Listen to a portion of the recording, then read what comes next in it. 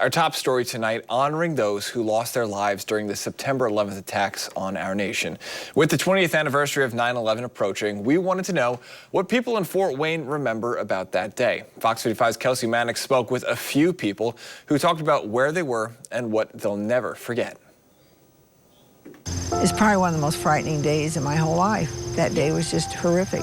The world stopped. Everybody was quiet. Completely horrible. It never should have happened. I drove home. I tried to go pick my kids up. They were like, no, you cannot pick your kids up. They have to stay exactly where they are. I couldn't talk to my mother. I couldn't talk to my sister. I couldn't talk to any family member because everything went down. I was in my home getting ready to go to work. I worked at Ethan Allen at that time and had the TV on and saw that first hit. Didn't see it till after it hit, thinking, what in the world is going on? I was at Logan Airport, had dropped off 8 or 9 people at Terminal B, which was American Airlines.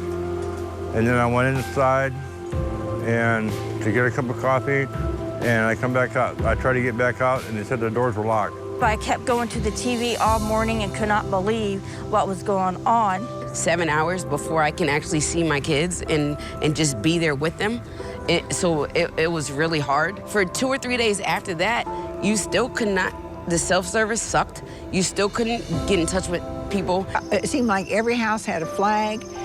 Businesses bought gigantic flags. Everybody was pulling together, supporting each other. It was like, oh my gosh, how are you doing?